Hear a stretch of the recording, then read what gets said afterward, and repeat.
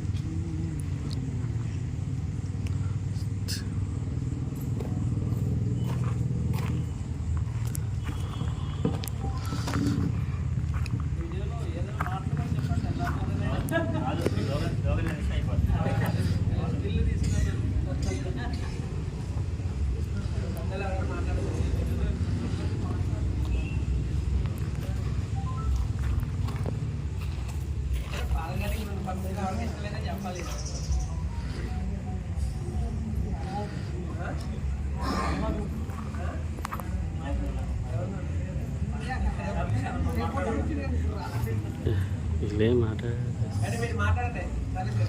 నేను మాట్లాడకూడదు.